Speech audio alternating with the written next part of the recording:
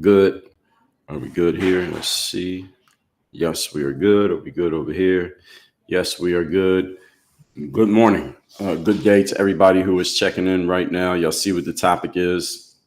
The reason that we're talking about this topic, the reason that I'm even getting into this is because over the last 2 days, which any of you who's been following, especially on where there's been the most activity, was over on TikTok. I'm live in like 7 different platforms right now. So basically, any platform that allows you to go live. What the hell is this? I don't know what I just did. Over on Instagram, you just put a filter on my thing. I don't know what I did. Anybody know anything about these filters on Instagram? Somehow they just put a filter on my live stream. How do I turn this off? Where the hell did this come from?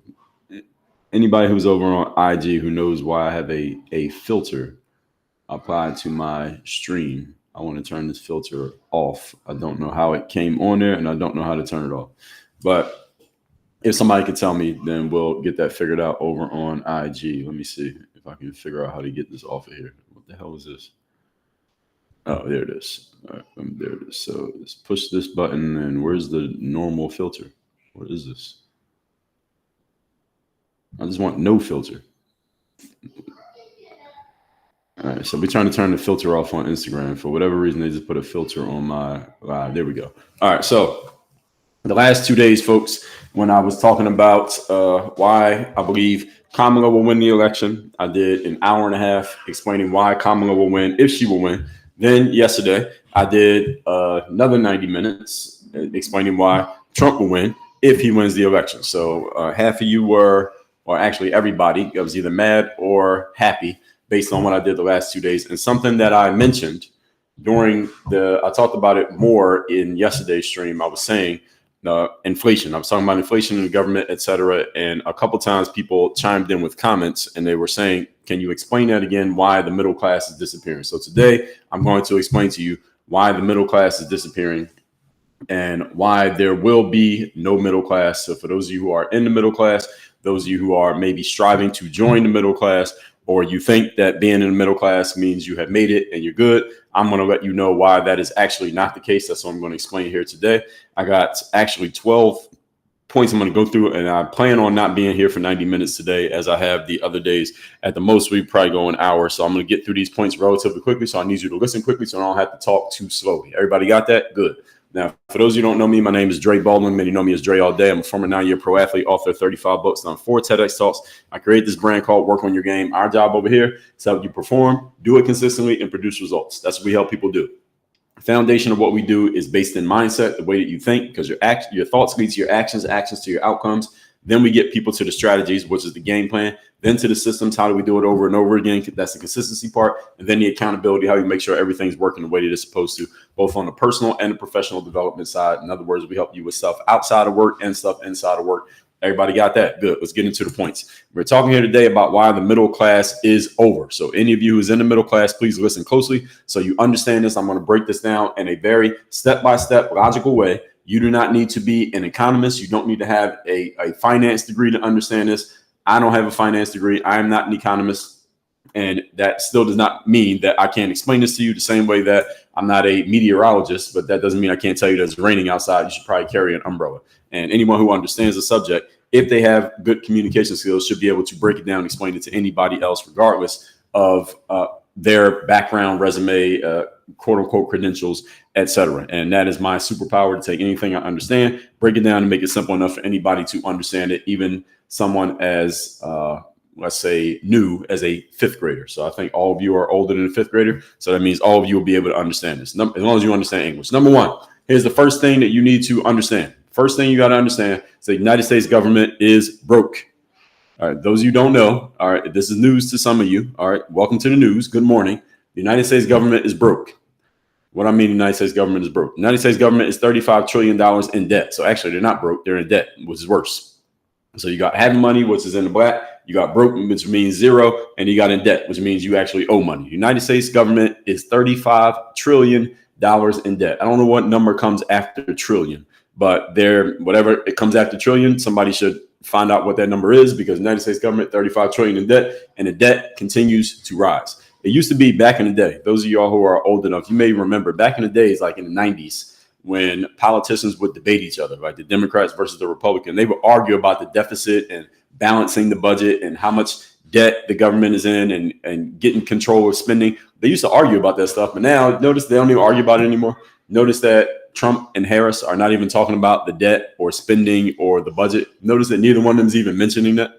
Why? Because at this point, they have all come to accept it, that the government is going to continue to be in debt and they're going to continue to spend recklessly. And it's not even a story anymore. No, I haven't heard a politician campaign in the last 20 years on we're going to balance the budget. We're going to reduce the deficit. We're going to get out of debt. Nobody even talks about it anymore because it's become accepted as just a normal reality of how it is. Now, I want you to keep that in mind as I keep telling you what I'm about to tell you, because this is going to affect you directly and you need to understand why and how this connects to the middle class being destroyed and disappearing. So let's move on to point number 2.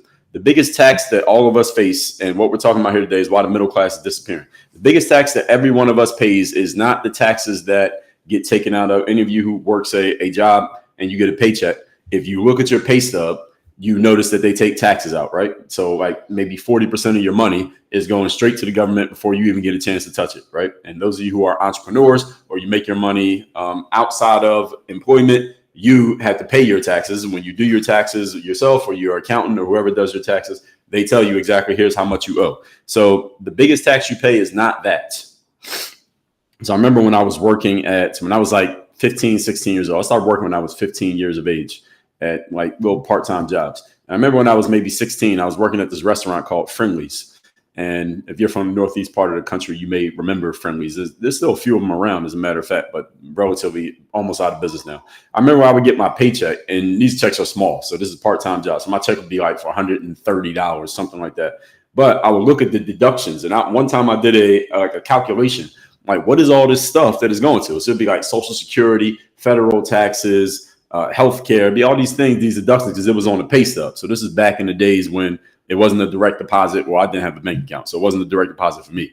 They would give me the check and I could look at the pay stub and I could see how much I earned, then how much the government took, and then how much I was actually getting. And it was like damn near half the money was going to the check. And I remember I did the calculations. It was like 40% was being taken. And back then when I was working jobs, nowadays I'm an entrepreneur, so my money comes in differently. But then you would do your taxes and you would get a little refund. So most people think the biggest taxes are those. Those are not the biggest taxes you pay.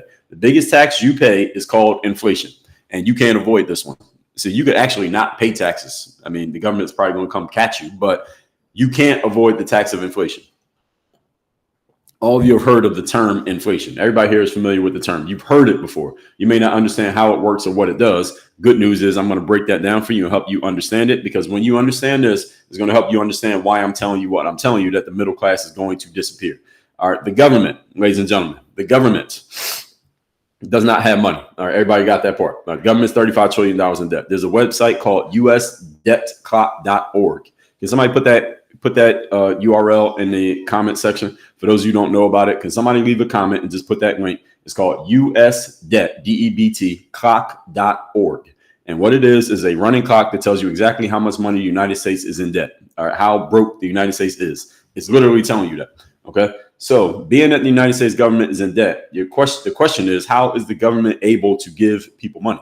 I remember during the virus a few years ago, I got to be careful how I talk about it because TikTok is very sensitive with this stuff. The virus a few years ago, when first they gave out checks. Remember, people were getting checks during the virus.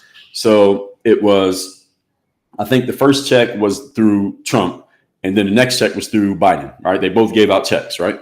So those checks, where'd that money come from? All right, being that I just told you that the government is $35 trillion in debt, how can you give somebody money when you ain't got no money? How can they give money to all these people? They gave like $1,000 or something, whatever the number was, twice to a whole bunch of people, even though the government doesn't have any money. Where'd that money come from? The government went, and thank you, Clarence, for posting that link. The government went and printed this money. Well, the government didn't actually do it. They went to this group called the Federal Reserve. Most of you have heard of the Federal Reserve, right? The Federal Reserve Bank. If you have any paper money, those of you who still use it, look at the back of your dollar bill and it says Federal Reserve Notes. The Federal Reserve Bank is who makes the decisions about printing money. Here's 3 things you need to understand about the Federal Reserve Bank. Number 1, it is not federal. It is not part of the government. Number 2, there are no reserves, meaning they don't have anything to back up the money that they're printing. The United States is not on a gold standard. In other words, every dollar that we put out there is backed by literally nothing but faith. We used to be on a gold standard, which meant every dollar that was in circulation was backed up by actual physical gold. That is no longer the case. We stopped doing that before I was even born. And the Federal Reserve Bank, it is not federal. It's not part of the government. Number two, there are no reserves, meaning the money that you have in your pocket or the money in your bank account when you open the app on your phone is backed by literally nothing. It is backed by just your belief and your faith in it. And number three, the Federal Reserve Bank is not a bank.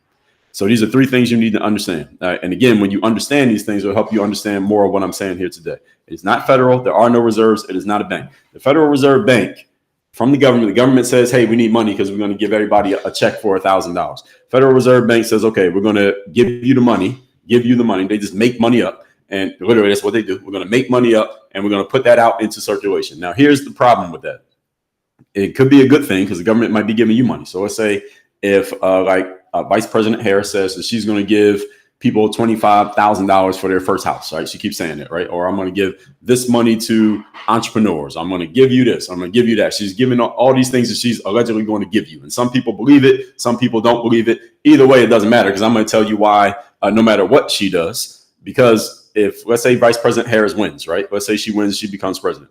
And she decides that she's actually going to do that stuff. She's going to give $25,000 to first-time home buyers. She's going to give $50,000 to entrepreneurs, and she's going to give all these things away. First of all, the government's $35 trillion in debt. So where's the money coming from?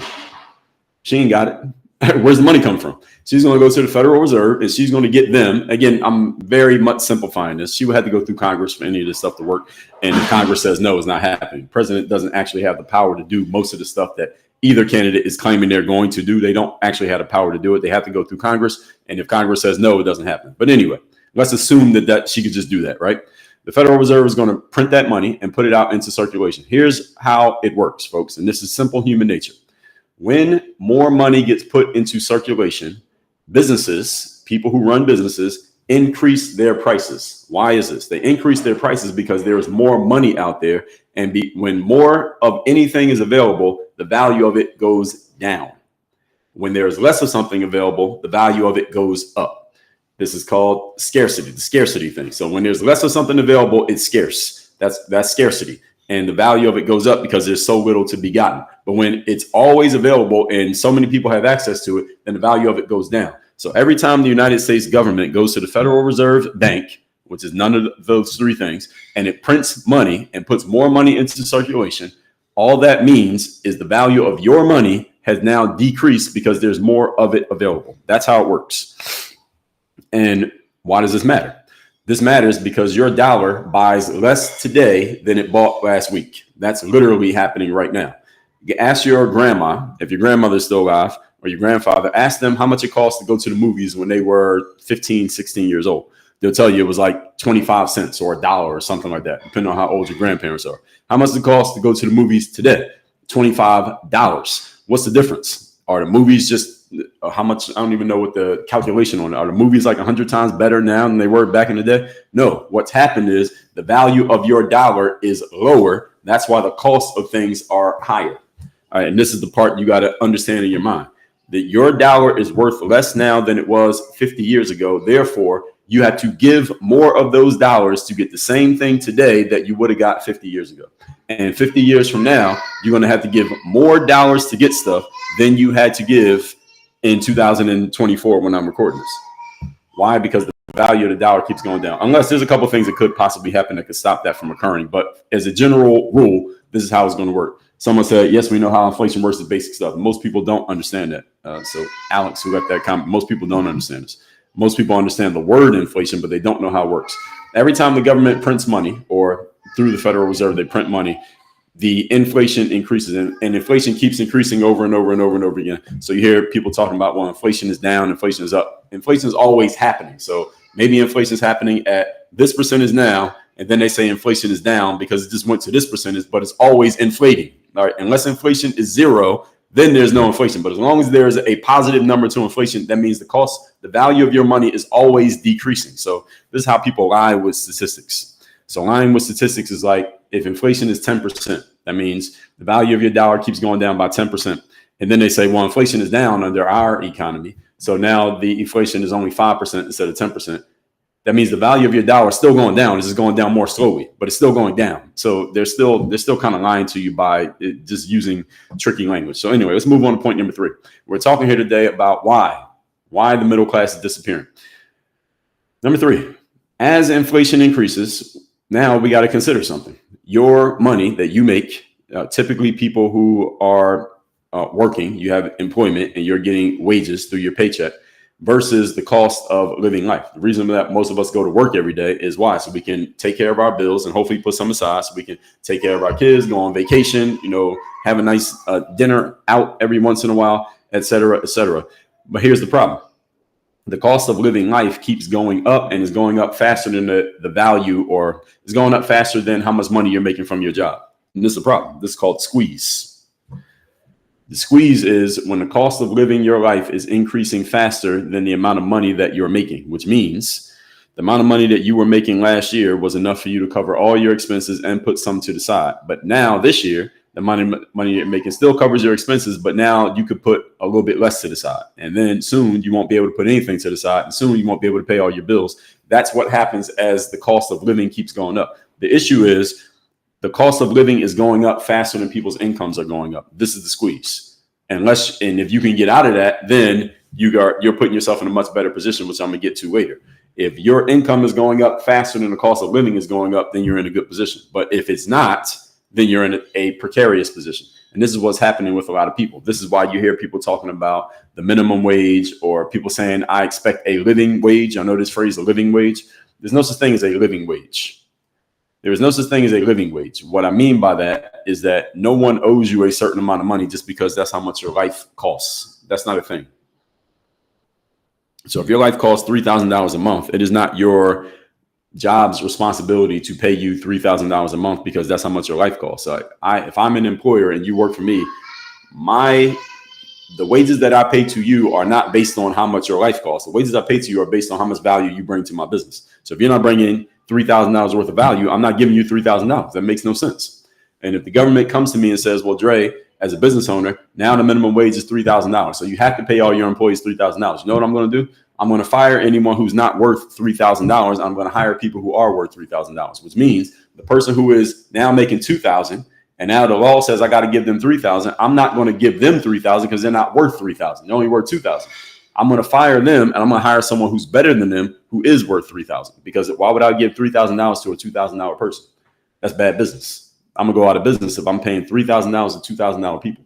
And this is exactly what's happening in business, by the way, right now. And again, any of you who's a business owner or you know anything about this stuff, this is literally what's happening. So the squeeze is, again, when the cost of life is increasing faster than the cost, not the cost, but the money that you're making. So when you hear people complaining about the cost of groceries or the cost of rent or the cost of insurance or the cost of all these things, this is the squeeze. They're feeling the squeeze, and people can see this by just looking at their bank accounts and their bills. Moving on to point number 4. We're talking here today about why the middle class is disappearing. Number 4, automation and outsourcing. This is the next thing that's happening. All right. So all of you have heard of artificial intelligence, right? All right. Artificial intelligence. And I'm going to answer questions at the end, by the way. So any of you leaving a question or comment, I'm going to address all of them when I get done. So automation and outsourcing. Everybody's heard of artificial intelligence. What is artificial intelligence actually doing, and how is it affecting the business world? It's affecting the business world specifically in that human beings are being replaced by technology for jobs. There's a Burger King in my neighborhood, prime location, great real estate. The location is Burger King, and it's been there forever. As long as I've been in this neighborhood, I've been in Miami since 2008, and that Burger King's been there the entire time. I think they could put a better business there, but Burger King probably either owns the land or they got a great lease deal because they ain't moving. So anyway, the Burger King, like a month or two ago, I saw they put a fence around it. So any of you seen when they're about to tear down a building and they're going to build something else up, they put the fence around it first before they start tearing it down. So I saw the fence around the Burger King. I said, damn, somebody finally bought this land. They're going to tear down the Burger King. Whatever gets built here is a perfect location. Like you could sell anything from this location because it gets a ton of foot traffic. So anyway, about a week later, I walked past where the Burger King is and the fence was gone, but the Burger King was still there. I was surprised. I thought they were about to tear down the Burger King. What happened? So I walked past. I could see inside the window because I don't eat Burger King, and neither should you. And when I walked past, I looked inside and I could see they had remodeled the Burger King. And you know what the main change that they made? I mean, they changed out like the seating area where you can sit down and eat your food. Food. It's not really food. You shouldn't be eating food from Burger King under any circumstances. But anyway, the main thing they changed was they took the counters. You know, when you walk in a fast food restaurant, there's like 4 or 5 counters there, and there's people there. Hey, welcome to Burger King, man, take your order. They removed the counters and they replaced them with these big video boards. And any of you who eats fast food, again, I don't know why you're eating fast food, but those of you who do, you know, when you walk into a fast food restaurant nowadays, in many of the places, you order at a computer screen rather than ordering with a human being. Now, what does that mean? That means that the people who used to stand there and take your order got fired because they got replaced by computers. This is automation. And those people who got fired, now they need a job. But there are fewer jobs to go around because it's not like they can just go get another job doing the same thing, because that job no longer exists. But the humans still exist, but the job doesn't exist. There's a problem. Automation and artificial intelligence, I'm using as an example, is replacing humans. And there are a lot of jobs that technology can now do that human beings used to do. And there's an issue. Video editing is a thing. Blogging, SEO, all of these things are being replaced by computers. Not wholesale completely right now, but slowly that's happening. And technology works very quickly. So it's actually happening. I shouldn't even say slowly. It's happening quickly. The automation and outsourcing. What is outsourcing? Technically, you could say AI is outsourcing as well, because you're outsourcing to technology rather than to a human. But also, people are moving their jobs overseas. Any of you who's in it, an employee or an employer, maybe you have seen or heard of a person who runs a business. Instead of paying Americans, because Americans have a high cost of living, it costs a lot of money to live in the United States of America relative to other places. There are people in India or the Philippines or Bangladesh, their cost of living is much lower than ours, which means if I want to hire someone in America to do a job, they might need to make $20 an hour for it to even make sense for them. And not whether they're worth it or not doesn't matter. If they're going to take the job from me, they need $20 an hour. And I understand that. I can choose to either hire them or not hire them. However, to get that same job done by someone who lives in India, they only need $6 an hour. So which one would you hire? The person who needs 20 or the person who needs 6, and they can do the exact same work at the exact same level? Of course, you're going to hire the person who only needs $6 an hour because you get to keep $14 in your pocket. This is happening as well. So when these things happen, jobs get automated and outsourced from the United States. And what I'm talking about here is for people who live in America. When I say the middle class, now the humans still exist. These are the people who had a job last week. You don't have a job this week. You still have bills. You still need to eat. You still need a roof over your head, and you still need clothing. Yet there are fewer jobs available because they're being outsourced and automated. This becomes more of the squeeze. All right, everybody got that? Moving on to point number 5. We're talking here today about why the middle class is disappearing. 5th point, the cost of higher education and the cost of healthcare. Now, not everybody gets higher education. Not everybody pursues higher education, rather. But many people look at higher education as a gateway to making more money. All right. How many of you who are listening to this right now, you got a college degree because either you personally believe or believed, past tense, or you were told or always taught that getting a college degree will put you in a better position to make more money in your professional career? Put me, if I just described you, that you went and got a college degree because you believed, and maybe it has proven to be true, that getting the college degree puts you in a better position to make more money in your career. And for many of you, that has borne out to actually be the case. I know people who have come to me and said, Dre, I'm going to go back to school so I can get a higher level degree because at the job that I work at, they told me if I go get this degree, then I can make this much money, and it's a lot more than I'm making now. So I'm going to go get the degree so I can go and make the money. Now, there's actually a book that I'm in the process of reading right now. It's called The Debt Trap: How Student Loans Became a National Catastrophe. It's written by this guy named Josh Mitchell. Y'all should read this book.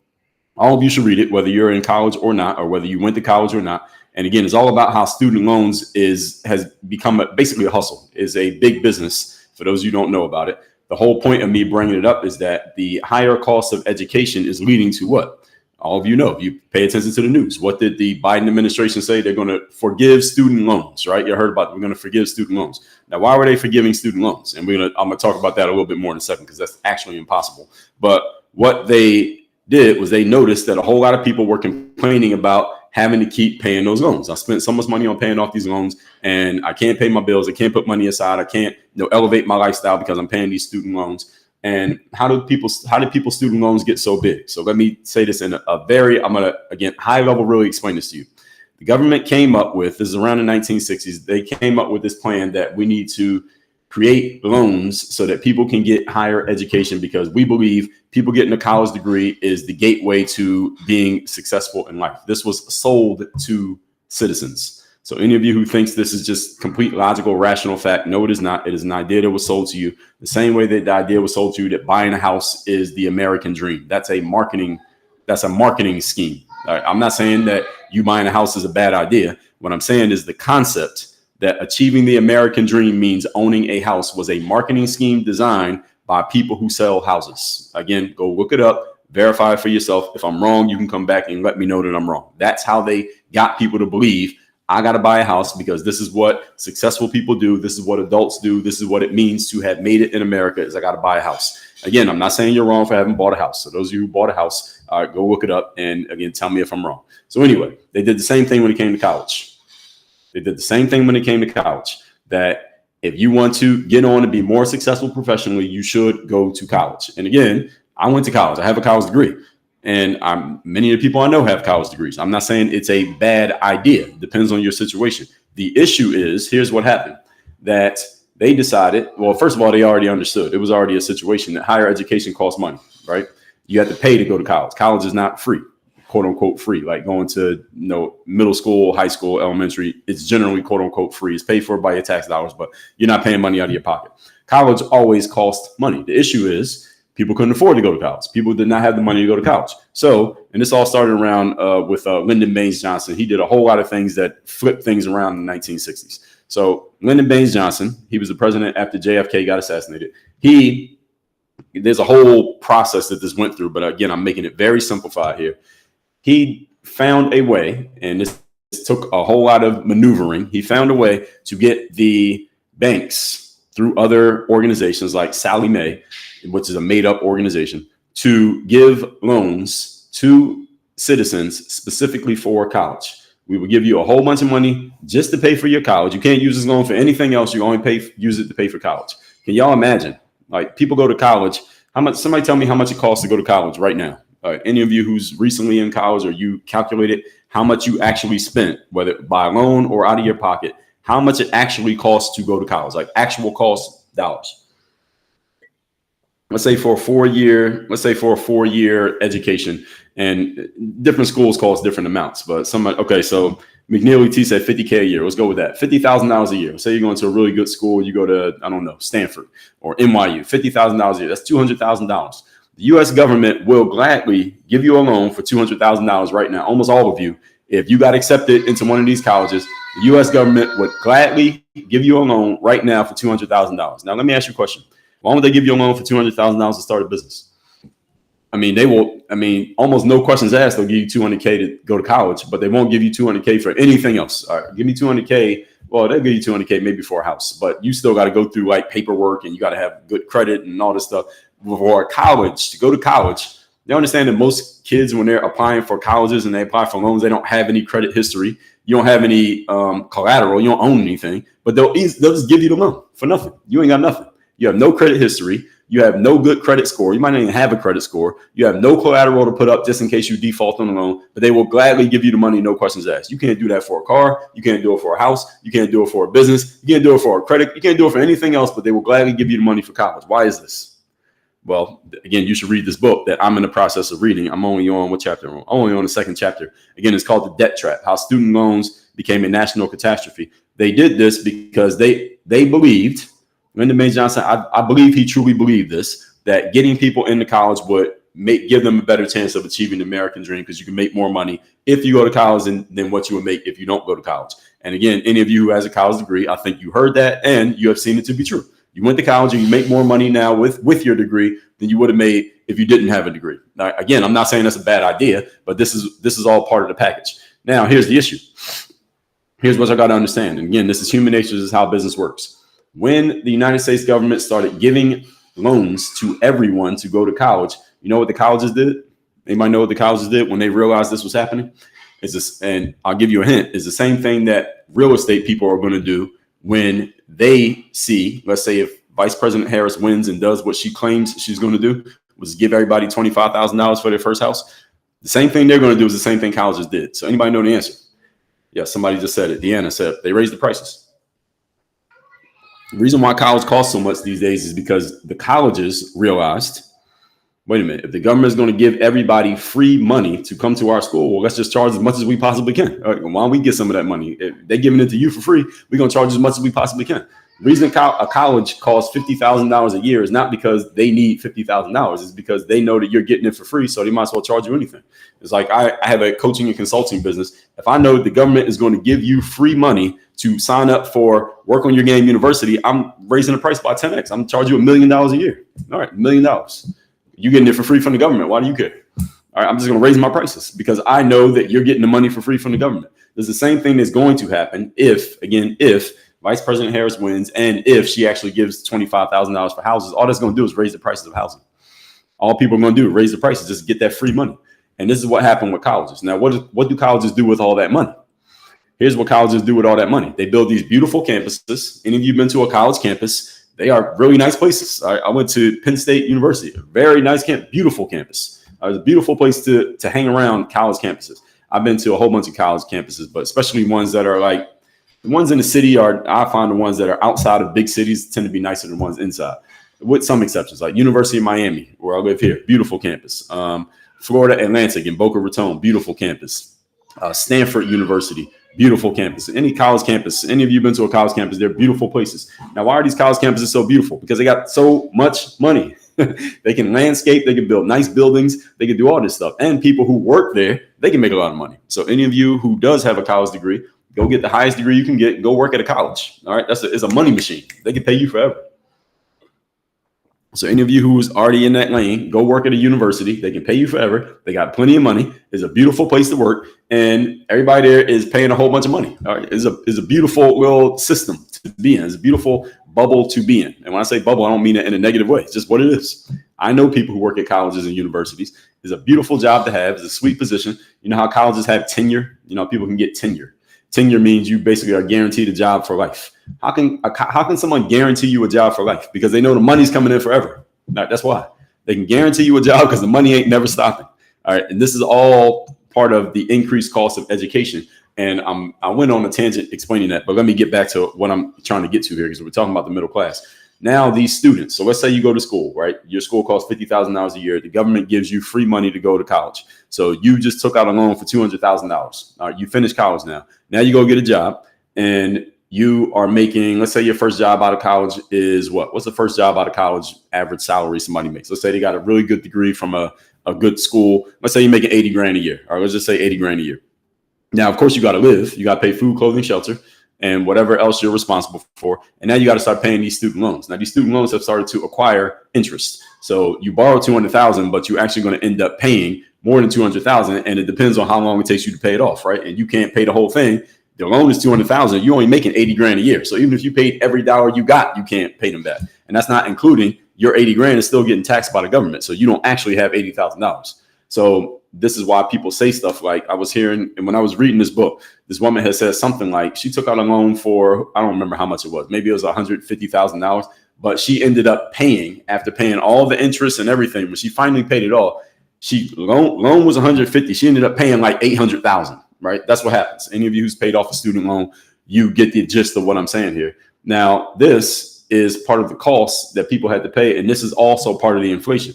Because the government gave out money for free. Anytime the government gives out money for free, all it does is increase the cost of everything else. So education is part of that. And these are people who tend to be really smart people, high performing people. These are people working at important big jobs. These people are getting squeezed. All right. So we're not just talking about some dumb person working at McDonald's. We're talking about smart people who make good money, have high degrees, and are tended to be looked at as quote unquote successful.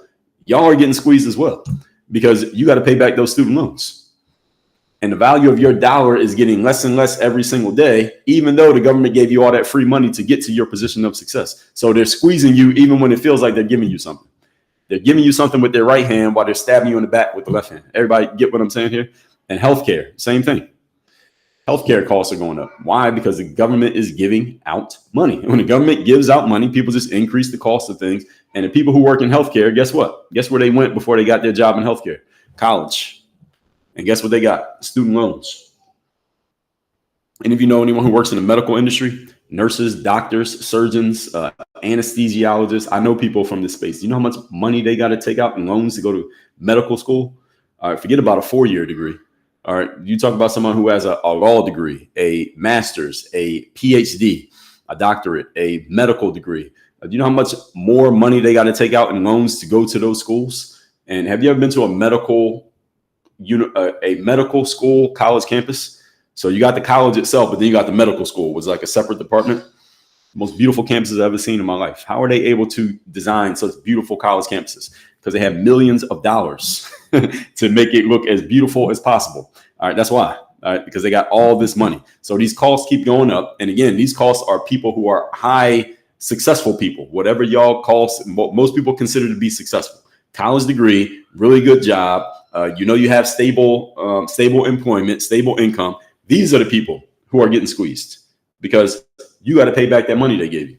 And again, let's move on. Point number 6. I can talk about that all day. Number 6, housing affordability. There's another thing. This is the reason why, again, Vice President Harris her claim is that if she becomes president, she's going to give $25,000 to people first-time home buyers. Well, first of all, not everybody is a first-time home buyer. If you already got a home, she's not talking about you. And if you don't want to buy a home, she's not talking about you either. And here's the issue. If she gives you, let's say I want to buy a home and Kamala's policy says I can get $25,000. All that's going to do is take everybody who's selling houses to me, knowing that I got that $25,000 in my pocket. They're going to take the price of the house that was $100,000.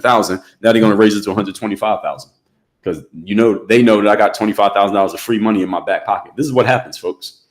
The housing costs go up. And now, guess what? All the people who don't have the $25,000 in their back pocket, the prices of your house are going to go up too because the person who's selling, they don't care if you got the 25K or not. They know that 25K is out there. They're going to raise the price on everybody, even though you might not even have the money. This is what they're doing. This is the housing affordability going up. And again, this is the squeeze. Now the cost of housing has gone up and you only had to be buying a house. Let's say you just want to rent.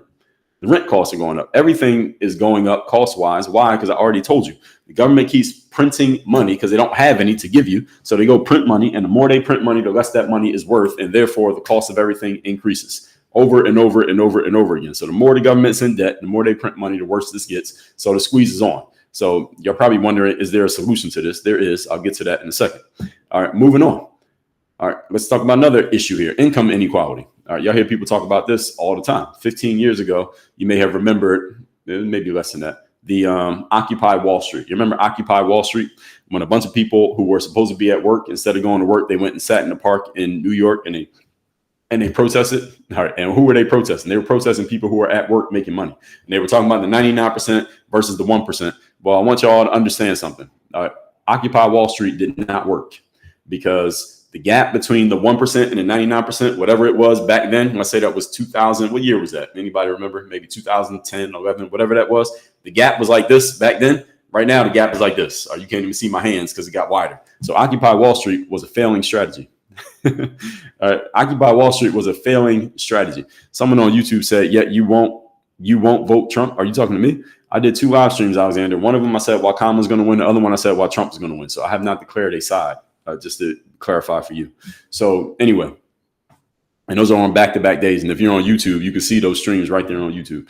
Anyway, and the point being that the gap between these two got wider. The 1% and the 99% increased, even though people have been complaining about income inequality forever. Well, let me remind you all of something. Income inequality is never going away. It's only going to get bigger unless there's catastrophe in America, which I don't think any of you want.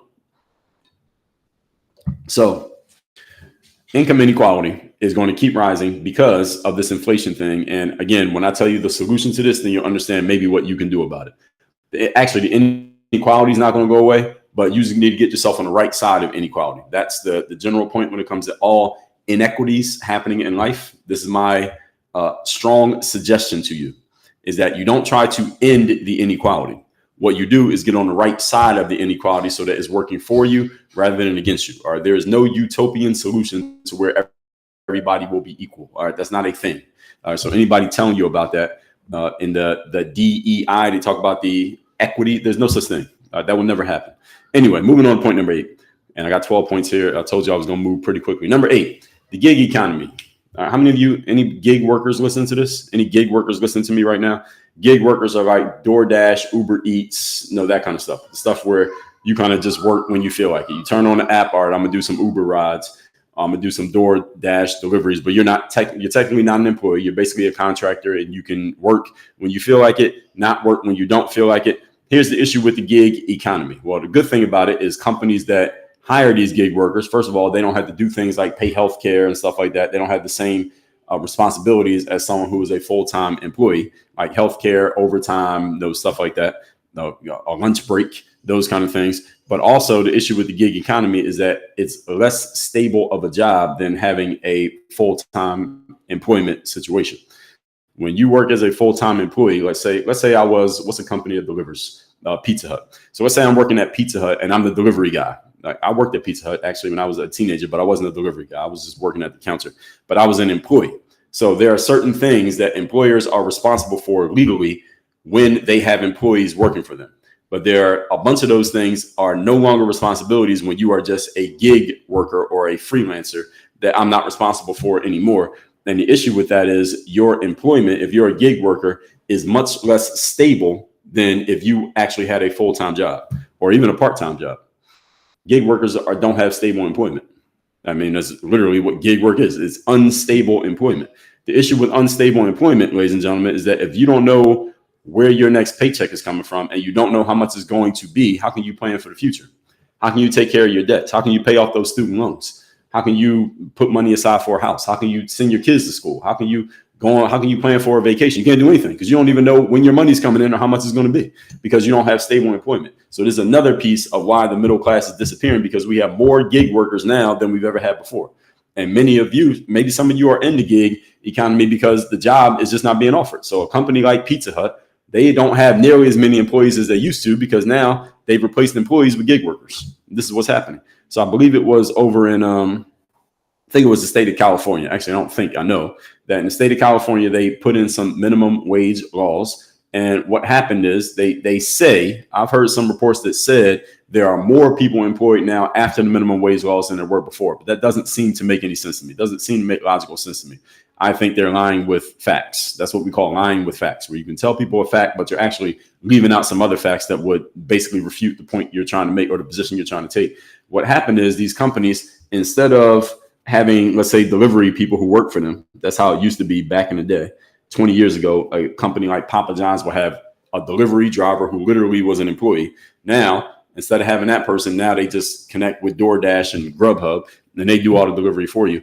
And again, the work stability is not there. So how can you plan for your future? You don't know how much money you're going to make, or even if you're going to have work to do, period. Exactly. You can't. Moving on. Number 9. We're talking here today about why the middle class is disappearing. You have more debt with less income. More debt, less income. Thank you for whoever it is that just gave me that little hat. I don't even know what that was. More debt, less income. That means you're still paying off your student loans. You're still paying off maybe whatever you own for health care, et cetera, et cetera. You're still paying off these things. You're still taking out credit cards, maybe using credit cards to cover things that you aren't able to pay for with cash. And your debt is rising. You're paying interest on that debt, but your income is not rising. Again, if your debt is rising faster than your income is rising, you are being squeezed. So you are more and more in the red, yet you're not bringing enough in to ever get yourself back into the black. This is happening to people right now. I mean, it happens to people all the time, but it's happening more and more now because the dollar is worth less than it was before. Again, every day the dollar's value decreases. So if you have cash in the bank and you're not doing anything with that cash, your cash the value of that cash is going down every single day that it just sits there in the bank. And again, if you didn't know that, now you know. And moving on to point number 10. Now let's talk about how can we actually solve this? Is this a solvable issue? Let's get to that part. I told you all the bad news, or at least most of it. Let me tell you the good news. All right. First of all, this is a piece of neutral news. All right. Let me give you the neutral news first, then we get to the good news. Neutral news is the government is not here to help you. In case any of you didn't know.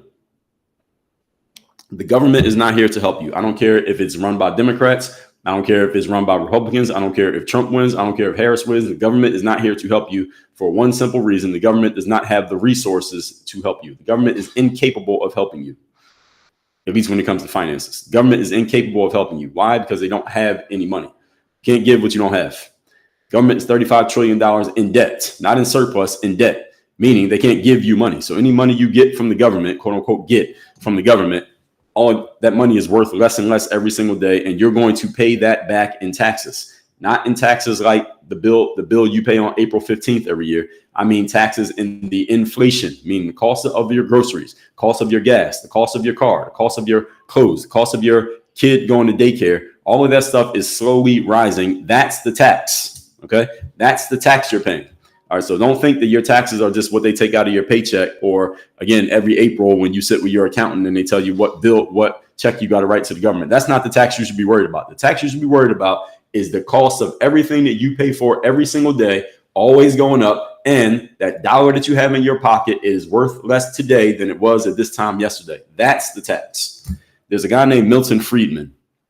Some of you may be familiar with him. His name is Milton Friedman. He is dead now. He probably died, who knows, 20, 30 years ago. But he's a guy who talked about this kind of stuff in the economy. He talks about it in a very simple, very easily digestible way. So you don't need to be some kind of economics expert to understand him. I'm not, and I understood him. Look him up on YouTube. Again, somebody put his name in the comments, please. His name is Milton Friedman, and he has plenty of material. Y'all probably, if you're on TikTok, you probably see some of his clips. People have probably made clips of this guy. And he talked about the economy in a way that was very revolutionary for a lot of people to really understand what was happening. He was doing this back in the day, like back before the internet was even a thing. This is like the 60s and 70s. He was talking about this stuff. So please look up Milton Friedman. Thank you to people who put his name there in the comments. Y'all spelling his name wrong, but if you type it in, you'll find him. If you type it in, it's close enough, you'll find him. Milton Friedman, he talks about this stuff, about inflation and the cost of things. And he was talking about this back when the United States actually thought that the deficit and the debt was manageable in the 70s and 80s. And now that ship has completely sailed. And as you notice, no politician even talks about it anymore because the ship sailed. They're just going to keep doing it and it doesn't matter. Now, the government's not here to help you. They can't help you. They don't have the resources to help you. Okay, so you are on your own, whether the Democrat or the Republican wins, it does not matter. And by the way, I'm going to answer questions at the end. Point number 11. I got 2 more points left. Here's the warning. All right, now let me give you a warning. I've given you a lot of bad news. Now I'm going to give you a warning. If your skills and value do not increase faster than these costs are increasing, you will lose. Your skills, your value, what you bring to the marketplace and what you are able to collect in exchange for the value that you bring to the marketplace must increase faster than the cost of living is increasing. And it must increase faster than the value of your dollars are decreasing. This must happen. If this does not happen, you will drown and you will be squeezed out. That's what's going to happen. You're going to get squeezed. Some of you are getting squeezed right now and you know that you're getting squeezed. Some of you are getting squeezed right now and you don't know that you're getting squeezed. The good news is now you are aware of it. All right. Actually, let me back up. Let me correct myself. Everybody's getting squeezed. Everybody's getting squeezed. There's nobody who's not getting squeezed. Everybody is getting squeezed because every dollar that you have is worth less today than it was yesterday. Again, so if you have money, you're getting squeezed. I don't care if you got $1 in your bank account. That dollar is worth less now than it was yesterday. All right, that's a squeeze. That dollar buys fewer things now than it did last month. That's a squeeze. Everybody understand this? Okay, so that means the velocity with which you bring in dollars needs to increase. Means you need to make money. It's not even that you need to make more money. A lot of times when people they think about money, they say, well, I need to make more money. I'm making $1,000 a week. I need to make $2,000 a week. Not necessarily. What you actually need to do is just make that same $1,000 faster. So instead of it taking you a week to make $1,000, what if you can make $1,000 in 5 days? But that's equally good outcome. So it's not necessarily that you need more dollars. You just got to make those dollars come in faster. You need to speed up the outcomes that you're already achieving. So what you're already doing, you just need to do it sooner. You just need to do it quicker. You just need to increase the velocity of your outcomes. The outcomes don't necessarily need to change. Just happen faster. For example, if you're trying to get in shape, right? You could go to the gym and work out by yourself, and it might take you a year to get in the kind of shape that you want to get in. Or you could hire a personal trainer, and it'll only take you 6 months to get in the shape that you want to get in. So you got the same outcome. You got in shape. It just happened twice as fast. That's really what we need to focus on. Don't focus on trying to do more or get more of a thing. Just focus on doing the same thing faster. So your velocity needs to increase. Everybody understand what I'm saying here? increase the velocity of the desired outcomes that you are pursuing. That's what everyone needs to do, specifically when it comes to your value and the ROI you get from that value, also known as money, the money that you make, whether you make it as an employee or you make it as a business owner. Speaking of such, let's talk about that. When you are a business owner or an investor, those of you who are not familiar with a guy named Robert Kiyosaki, someone please put his name in the comments as well. He wrote a book called Rich Dad Poor Dad. Robert Kiyosaki explained this thing called the cash flow quadrant. I'm going to make it very simple. On one side of the quadrant, you have employees and small business owners. These are people who basically make their money by putting out effort. The more effort you put out, the more money you make. Work 40 hours, get paid for 40 hours. Work 30, get paid for 30. And if you want to make more money, you got to put in more time. The issue with being on that side of the quadrant is that eventually you do not have any more time to trade for money. That's an issue because you can't keep trading time for money because eventually you don't have any more. It's only 24 hours in a day. So you can't work more than 24 hours in a day. And most people can't even do that because we got to sleep, right? And on the other side of the quadrant, he has investors and business owners. Investors and business owners, they make their money by having people and systems and money work for them. Therefore, their money is not limited by how many hours they personally are able to put into what they do.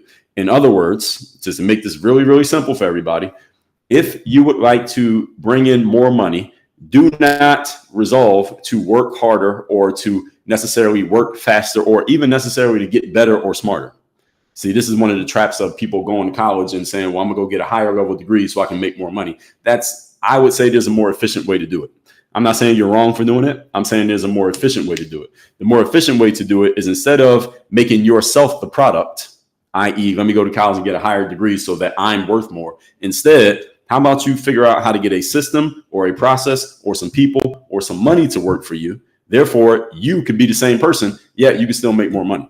And this is when people who are investors, i.e., you put money in and you make money back, and business owners, meaning you own a business and the business makes money. Yes, you may work in the business, but the business is making money, not just you personally making money. That's when you put yourself in a more advantageous position to avoid the squeeze. So here's what you got to understand. Remember how we talked about the 1% and the 99%, right?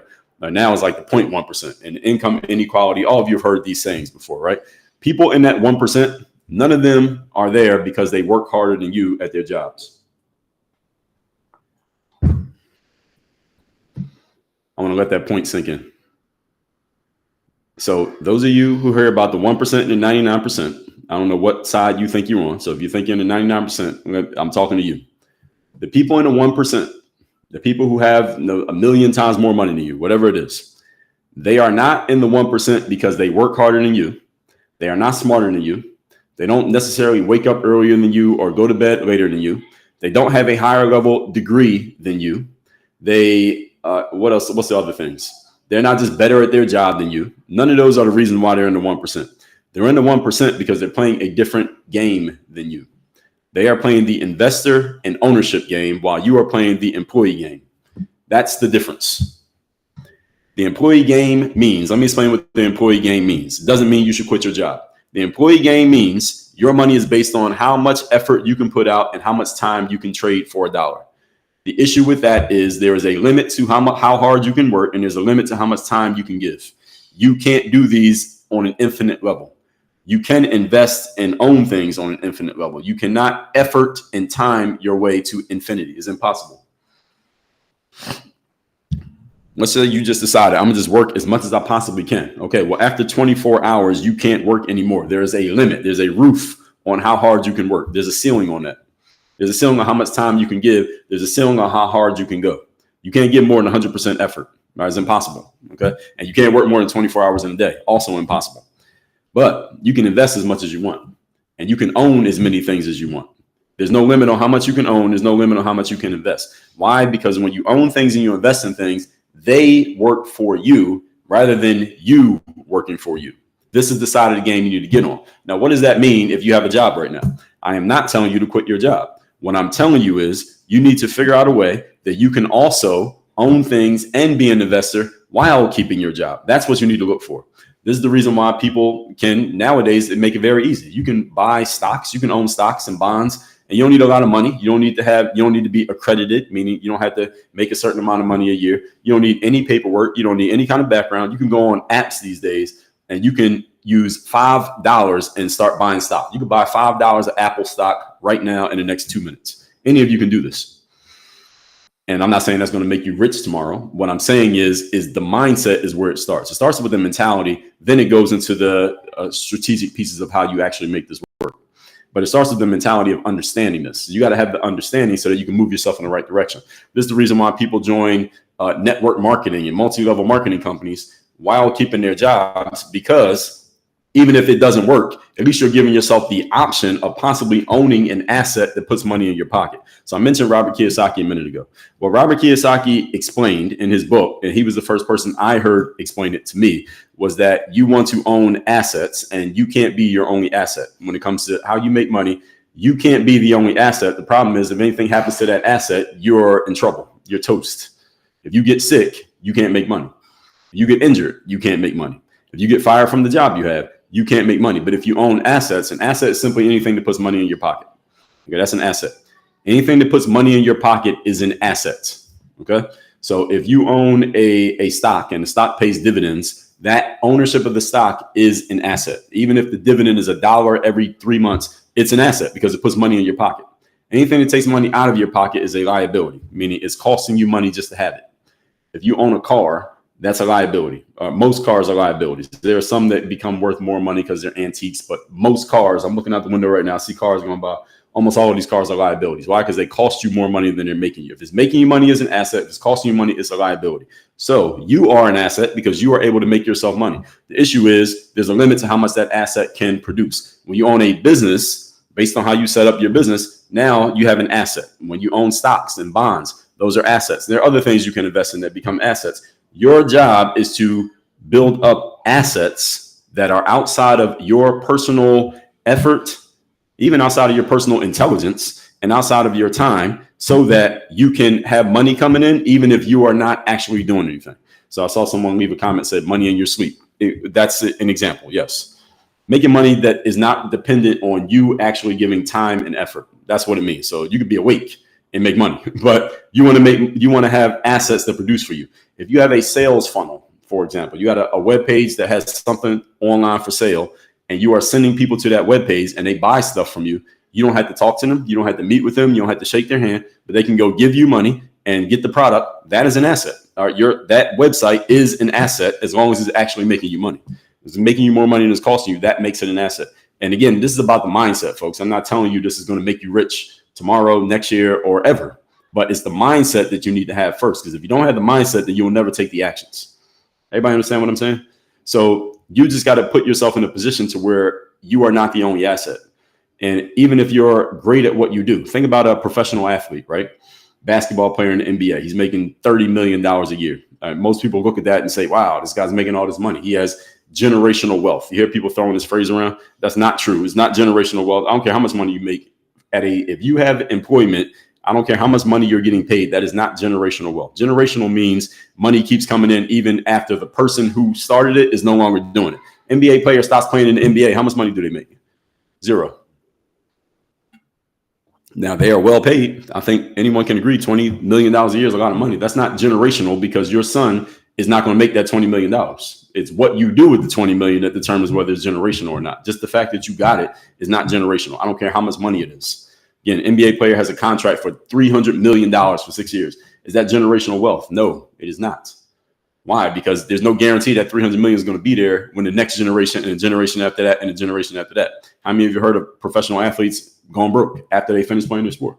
So just because you made a lot while you're playing does not mean that you have generational anything. It just means you got a lot of money, but that doesn't mean you're going to keep it.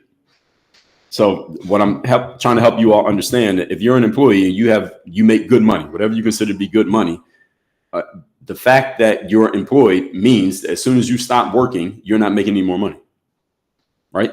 Generally speaking, there are some jobs where maybe you have some stock or stuff like that. I'm not talking about that, but the job is paying you based on your work, meaning if you stop working, you stop getting paid, then you are on the left side of the cash flow quadrant, which means your money is dependent on you working. And if you stop working, the money stops. You want to put yourself in a position to where there is money coming in, even if you're not working. That's what you need to work on and figure out. I help people with that. That's why we have our university. We help people build businesses that become assets and create assets within their businesses so that money can come in even if you're not working. And some of these people still work at their jobs. Some of them are full-time business owners. Some of them are investors. But we help people put these things in place. And again, it starts with the mentality. I'm trying to help you all understand the mindset here first. It's not even so much what should you go do right now, is that you need to understand the mindset. So go look up these things that I told you. Look up Milton Friedman and watch his videos. Look up Robert Kiyosaki and read his book, Rich Dad, Poor Dad. Go look up these things so you understand what's happening and verify everything that I told you. All right. So anything you heard me say here today that you never heard before, go verify it. Go ask someone you know who's really smart or someone you know who's good with money and verify anything that I told you just in case you think I'm lying. All right. So let me recap these points and I'm going to take questions because the end game here is the barbell society. Actually, it's the last thing I didn't tell you. The barbell society. So right now we got a bell curve. Those who know what a bell curve is, there's a few people on the bottom or at the end on this side. There's a whole bunch of people in the middle. And there's a few people at the top. So you got the 1% and then everybody else is down here. What we're going to have is a barbell society. So those who know what a barbell is, you go to the gym and lift weights. You got that bell that people bench press or squat. You got a bunch of people on this end, the poor people. You got a bunch of people on this end, the rich people. And the middle class is going to be really thin like that. That's why the middle class is disappearing, because it is squeeze. And I just explained to you the squeeze in 12 steps. So let me recap these points. And by the way, I'm going to lay this out in like a 4-step series on my show. I got a show called Work on Your Game, comes out every day on Apple, Spotify, on all the podcasting apps. I'm going to do this one. I'm going to break this down in even more detail. I did a quick version of it here today. But anyway, 12 points. Number 1, government is broke. All right, $35 trillion in debt, which means they can't give you anything. Number 2, the biggest tax is inflation. Every time the Federal Reserve prints money, because the government doesn't have any money, all that does is exacerbate the process of your dollar being worth less money. Number 3, wages versus living costs. The cost of living is going up faster than the amount of money that people are making, which is part of the squeeze. Number 4, automation and outsourcing means there are fewer jobs available, but there are still more people. Number 5, education and healthcare costs. People go get higher level education because it helps you get a better job. The problem is you got to pay back the loans that you got for that education, and the loans are squeezing you at the same time that your education is not producing enough return on investment, even though you got the education for the return on investment. So you see the squeeze. All right, they tricked you. Number 6, housing affordability. It costs more to live in a house or to rent a house these days because the cost of goods are going up. The cost of paying people who build houses are going up. The government is claiming they're going to give people money. All it's going to do is increase the cost of housing, and everybody needs a place to live. We all need food, clothing, shelter. Number 7, income inequality. Y'all remember Occupy Wall Street, 99% versus 1%. Occupy Wall Street failed because the 1% got bigger and the 99% got bigger. All right, nothing changed. They did not fix inequality. Inequality will never be fixed. Your job is not to fix inequality. Your job is to get on the right side of inequality so that it serves you instead of hurts you. Number 8, the gig economy. There's less stability of work. I'd rather be an employee of Pizza Hut than be a DoorDash driver for Pizza Hut. Why? Because at least I know I got a job if I work there. But if I'm a gig worker, they might not have any deliveries today. Now, how I make money? Well, that's a trick question. I don't. Number 9, more debt or less income. More people owe in debt because the what's the word? The word is escaping me. The interest. Yeah, the interest on your debt is going up, and it's going up faster than the money that you're making. So this is the problem. You're getting squeezed. Again, everything I'm mentioning here, these are all squeezes that are costing you money. Number 10, the government is not here to help you. All right, the government cannot help you. It doesn't matter if Trump wins, doesn't matter if Kamala wins. The government cannot help you because they don't have the resources. The government is broke. They can't help you. All right, so if you think the government is going to help you based on who you vote for, no, they're not. I'm not telling you not to vote. I'm not telling you not to pick your candidate and be happy if they win or mad if they lose, but the government cannot help you. They're broke. Number 11, if your skills and value do not increase faster than the costs rise, faster than the squeeze is occurring, as I've just explained to you, you're going to be in trouble and you're going to lose. And what's going to happen is we're going to have the rich and the poor. There will be nobody in the middle. That's what's going to happen, folks. There's going to be rich people. There's going to be poor people. And you got to decide what side of the equation you want to be on. I just told you what to do. Read Robert Kiyosaki and learn about the cash flow quadrant. Get yourself at least into the investor and the business owner side, even if you want to keep your job, even if you want to keep your small business. Get yourself into the investor and the business owner side so that you give yourself the opportunity to possibly get into the rich side. But just by being an employee, you're probably not going to get to the rich side. And even athletes or entertainers who make a whole lot of money for their jobs, many of them end up going broke. How many of you heard of a musician going broke or an athlete going broke? And they made millions of dollars. Why? Because of the way they made their money. It's not because of how much they had. It's how they made it. That determines whether you are going to keep making money or not making money. So let me not recap, but take questions here. So I'm going to start on YouTube, then I'm going to go to Instagram, then I'm going to go to TikTok. So Alexander said, Don't rely on Democrats and vote to bring economic prosperity and law and order back. Vote Trump. Stop voting for Democrats. They have no idea what they're doing. All right, fair enough. How do you really feel? Kevin said, this is a dope live. Good stuff, Kevin. Glad you got value out of it. Jalen says, running a business or investing requires capital, and the best way to gain capital is to have a high-paying skill, which typically requires a college degree. This is technically not true, Jalen. You can start a business with no money. Now, 30, 40 years ago, yes, you needed money to start a business. These days, you can start a business. I can start a business right now. I could decide I'm a basketball trainer and put a couple of videos on YouTube, say I'm a basketball trainer, and have clients by the end of the day. How much money did that cost me? None. So it does not cost you money to start a business. It does not require capital. This is an old idea that people have still repeating these days. I don't know why, but that's absolutely not true. You can start a coaching business. I have a coaching business. It didn't cost me any money to start my business. All I did was put out content, put out material like I'm doing right now. People heard me and said, I like this guy. Does he have coaching? I said, yes, I have coaching, and I start selling coaching. How much money did that cost me? None. It does not cost you money to start a business. I don't know why people still believe that. And it does not require a college degree to have a high-paying skill. That's also nonsense. And again, this is what college is sold to you, that you got to go to college so you have a high-paying skill so that you can make more money. And I'm not saying that you can't get skill from going to college. I'm not saying that you can't make more money by having a college degree, but it is not a requirement. College sold the idea that you have to have a college degree in order to make more money. That is not true. That is false. And is the reason why colleges cost as much as they do these days, because people think they have to go to college in order to be in position to make more money. That is a completely false idea that was sold to you. All right, I'm telling everybody that was sold to you, and I'm not knocking college. I went to college. Same way I'm not knocking home ownership, but it was sold to you that owning a house was the American dream. That is a marketing scheme, folks. And again, I'm not telling you you're a bad person if you own a house. I'm saying it was sold to you. That was a marketing scheme that is not based in any form of, it's not based in any, what do I want to call it? We'll just say it's a marketing scheme. We'll just leave it at that. So what I'm noticing here on TikTok is that when there's so many comments, they just basically cut them off and they don't give me everything. So I can't start at the beginning. So Retribution Roger said the middle always gets hit the hardest with taxes too, especially at the bottom of the bracket. Absolutely. That's also true. Monty Fit says Trump is for all Americans. Some said. EG said Trump will add tariffs that importers pay and pass on to you. Vote. Some people said vote. And Tanny said we are the bank. Yes, absolutely we are. We are the bank. Someone said if Trump paid his taxes, we'd be in better shape. LOL. Pro Ma said Trump is a good businessman. He wants to pay down debt. Well, somebody doesn't pay down the debt because eventually we're going to be so far in debt. I don't know what they do. I don't know what we're going to do. That's a problem. The U.S. debt is a problem because they can't give anything. They just keep printing money, and that costs us. We are the ones paying. Just like Tanny said, we're the ones paying. Someone said, I'd love to hear your thoughts on retirement. How is unattainable now for the majority? I haven't consumed enough or read or listened to enough on the subject. Essential Mente for me to even talk about that. But if and when I do, then I'll talk about it. Someone said, I see many of y'all having an ongoing conversation there. Wildcard Classify says, say it louder for those in the back. I don't know which part you're talking about, but hopefully it was something good I said. Montfit said Trump will bring inflation down. Well, that'd be good if he does. We need inflation to actually stop is what we actually need. Bringing it down is a start, but we need it to actually go away, because this is going to be a problem. Again, Milton Friedman, y'all go look this guy up. He talked about this stuff a lot. Vivian said, what you said on the $25,000 deposit is incorrect. Home prices are not determined by a deposit. No, that's not what I said.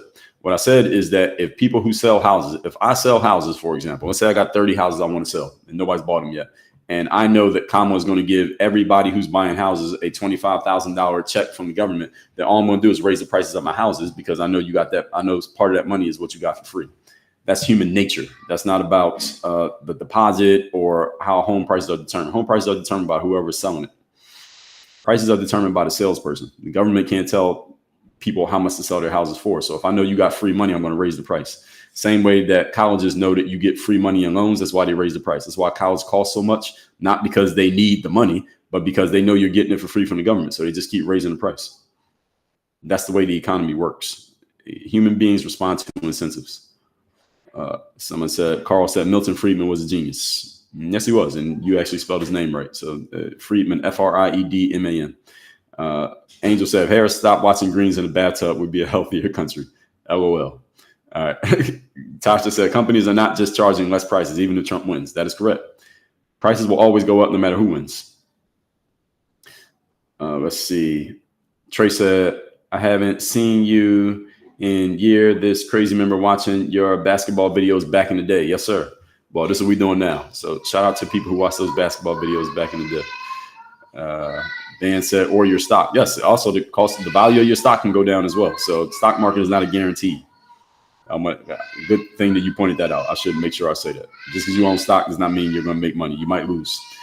Miss AMG said, good morning, my friend. We meet again. So here it is. Trump will win. Okay, we're not even talking about Trump today, but I see many of you believe that. We'll see. Y'all better go vote. And we'll see in a couple of weeks.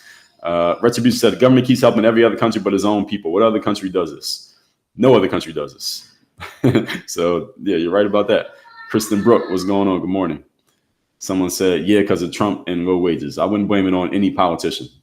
I wouldn't put any of this on any one politician. They all do it. They all do the same thing. So Democrat, Republican, Bill Clinton back in the day, Reagan, Trump, Obama, Bush, who's in there now? Biden. They all do the same thing. The government they all play the same game. Democrat and Republican, two sides of the same coin. All right. Don't get too caught up in the political thing. You can like who you like, but be clear. All right, you're getting squeezed no matter who wins. Okay, if Trump wins, you're still going to get squeezed. Everything I said here is true. If Trump wins, everything I said here is true if Kamala wins. And whoever comes after them, all of this is still true. Someone said Trump calls OPEC deals raising oil prices. Well, again, as I said, EG, no matter what Trump does or Harris or Biden, it doesn't matter. Your prices are going up no matter what any of them do. And anyway, a president can only get 4 years. So even if Trump wins, he only got 4 years. And as soon as he leaves, even if he does great things, the next person's going to come in and the squeeze will continue. The squeeze ain't stopping. All of you understand, the squeeze is not stopping. Trump ain't stopping the squeeze. He can't. Tony said, I'm losing everything. Hopefully you're not. Jay Biden said, my lungs are getting squeezed. I don't know what that means. Dave said, I have a simple question. Why can't we simply attach the minimum wage to the cost of living? Because it doesn't make sense. If I have employees, Dave, let me ask that question. Answer that question. So, Dave, let's say I got employees. Let's say I got 3 employees who work for me, right? And I pay them each $10 an hour, right? So I got 3 employees paying $10 an hour. That means I'm spending $30 every hour for my 3 employees. And then the state of Florida comes out and says, Dre, there's a new minimum wage. You got to pay everybody at least $20 an hour. Well, the first thing I'm going to do is fire my 3 employees. I'm going to fire all 3 of them. Now, question may be, Dave, why would you fire your 3 employees? I'm going to fire them because I have already deemed that they are worth $10 an hour. So if the government says I got to pay $20 an hour, I'm not paying $20 to a person who is only worth 10. That doesn't make business sense. It's kind of like if you're buying you go to the Mercedes dealership and you want to buy a car that is worth $40,000, but they say, well, the price is $80,000. Would you pay $80,000 for a $40,000 car? Of course not. That makes no sense. That's financial suicide. So I'm not paying a $10 person $20. What I'm going to do is fire all 3 of them. And I'm spending $30 an hour right now, right? So here's what I'm going to do. I'm going to hire one person who's actually worth $20 because that's the minimum wage, right? I'm going to pay that person $20 an hour, and I'm going to get them to do the job of 3 people, and I'm going to save my $10. That's what I'm going to do. I'm going to get one person who's making $20 an hour to do the job of 3 people, and I'm going to pay them their $20. How many of you work at a job right now where you feel like you're doing the job of more than one person? This will be proof to you right here. I think we got enough people in this live that, at least on TikTok, that somebody can co-sign that. How many of you are working at a job right now where you feel like you are doing the job of more than one person? I know people personally who tell me this. Like, I feel like I'm doing like 3 different jobs here for one job. And the reason why this happens is because, well, minimum wage is not the only reason, but this is the reason that it happens in business, because business owners understand I can't pay more than somebody's worth to a person. That doesn't make sense. You'll go out of business. You pay a whole bunch of $10 people $20, you are going to go out of business because they are not producing enough value to be worth $20. So how are you going to pay them $20? You're losing money every hour that they work. So think about it, Dave. If you're worth $10 an hour, right? Not you, but let's say you're worth $10 an hour and I'm paying you $20, and all you produce every hour is, let's say, $15 worth of value. So I'm willing to pay you 10 to produce 15 because now I get to make $5 on your hour, right? I pay you 10. You're worth 15 to me. So I get $5 profit and I pay you 10. You're good. I'm good. Now the government says I got to pay you 20. So now every hour that I pay you, you're getting 20. You're happy, but you're only producing 15. So that means I'm losing $5 every hour that I pay you. So I'm going to go out of business if I keep losing money every hour that I pay you. So I'm firing you. You're getting fired immediately. That's what happens. All right. So Crespo Realty, what's going on? Good morning. Ron Music. Yes. Expected to do more for less. Yes. Healthcare system does that with nurses. Yes, exactly. So a lot of you probably work at jobs you feel like you're doing a job with more than one person. And there's a reason for that. And it's exactly kind of what Dave alluded to in his question is that people don't want to pay money, or they won't. A business owner, any smart business owner is not paying money to somebody that they're not worth. Angel said government, vote local and national. No, then give up your citizenship and leave. Okay. Marion, you found Friedman? All right, good stuff. Carl Merrick, appreciate you. High Point, good morning. Monty Fitz says, due to the current administration. Well, administrations can make things a little bit better or a little bit worse, but none of them is going to solve the big problem.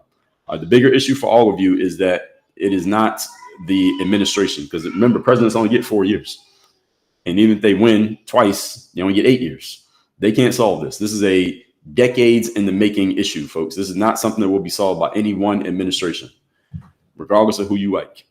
America First said you need to make money work for you. Yes, exactly. That's the situation you got to be in. PB3ENT, appreciate you, sir. Let's see. Take a couple more of these. Somebody say Trill says stock market is a serious way of growing wealth. Yes, if you know what you're doing. But you got to tell people the downside too. You can lose everything in the stock market too. You got to tell people that side too. NV says, I think it's impossible when it comes to working. Yes, it is impossible because there's only so much work you can do, and it's only so hard you can work. So even people who have jobs, they can still put themselves into the other area by simply owning a business on the side or investing on the side. So you can own a job, you can have a job rather, take the money from your job and invest in something. Anybody can do that. So I'm not telling any of you to quit your job. Do not misconstrue my message.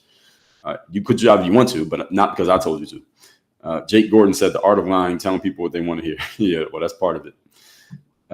Robert Kiyosaki. Kiyo is a Y in there, Kiy, but you got it. You type that in, it'll come up. Someone said, is prostitution ever going to be legal? It's already legal. OnlyFans. OnlyFans is prostitution through the internet. I mean, if I'm wrong about that, somebody let me know. Big Papa said, great book. I don't know which one you're referring to. John Butts said Dave Ramsey first, and then Robert Kiyosaki. Yeah, I haven't consumed a lot of Ramsey, but I have read, it's one of his books. I can't remember the name, but he got a bunch. But Kiyosaki, definitely. Someone said, when you're in debt and live, then paycheck, because we rotate what bills. I don't quite understand what you said there. Someone said, a lot of people are suffering. Not everyone is making money. I agree with that. Angel, that's always been the case. That didn't just start today. That's always been the case. Kristen Brooks said they work smarter. Technically, yes. It depends on what you mean by that, though. We would need a little bit more context. Someone said that 0.1% is pushing hard for Trump to fail because they love their kingdom and helping us. Well, they're still going to be in the 0.1% whether Trump wins or not. So even people in the 0.1%, whether you think they want Trump or they don't, it doesn't matter. They're still going to be there no matter who wins. Because the government, whoever wins the election, doesn't affect them because they're in a situation where it doesn't affect them. That's the position you want to be in. All right. So you want to be right there to where I don't care if the Democrat wins or the Republican wins because I'm good either way. You want to set your life up that way. If you're banking your future on who wins the election, you're in trouble already. Just the fact that you're in that position has put you in trouble. Doesn't mean you can't like who you like, but your future shouldn't be based on who wins an election. If it is, you're in trouble. Ban Amon Wright said, I wish I learned this 20 years ago. Me too. Everything I know, I wish I learned earlier than I learned it. But that's the human condition. Good news is you learned it today. A lot of people go their whole lives and never learn it. Carl said, the 1% in the change came when I changed my mentality. Exactly. That's correct.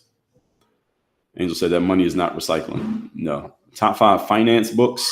I don't know if I would even call them finance books. I'll just call them, is really the mindset. I don't care what the subject is. So Robert Kiyosaki, I would put in there. Anything by Thomas Sowell. He wrote a book about the economy. I think it's called something with the word economics in it. Look up Thomas Sowell, Sowell. He has a book called, I think it's called Basic Economics is the name of the book, actually. And Sowell learned from Friedman. So Thomas Sowell, that one. I like, what's another book? I would say 48 Laws of Power by Robert Greene. It is not about finance, but it'll get your mind right around these things. There's a book called The Soul of Money. What is that guy's name? MU has read this book. It's called The Soul of Money. It's a recent book. It came out like in the last 2 years. His name is, it was just on the tip of my tongue. I can't remember. It's called The Soul of Money. Look it up. You'll find there's only one book called The Soul of Money. Look that guy up. I think I gave you 4. And I'll think of one more while I'm scrolling through these comments. Gene Vast Jules said, I need an investor. You want an investor. You don't need one. I think you can find a way to sell your stuff even if you don't find an investor. Carl, appreciate it. EG said, I have negative $340 in my account. Can I have the $5? I don't know what you're referring to there. Someone said, what's the best move with 401k? Now you're asking the wrong person. Not my area of expertise. Dan said, I'm still learning. We should all still be learning. None of you should ever stop learning. All right, learning is an ongoing thing, never ends. Big Papa 795, appreciate you, sir. Gene said, I want to make passive income. Well, first make active income. I want to make passive income. I like making passive income, but I like making active income too. So when you're active and doing stuff, you should make money from that too. Someone said, what app to buy stocks? Marion, send me a DM. I'll send you a link to an app that I use. I use actually more than one, but send me a DM. I have my assistant send you a link to a couple that we use. Retribution Rising says, as soon as the car gets paid off, things start going wrong. Yeah, I've heard that. I've heard that is a funny thing, right? They call that Murphy's Law.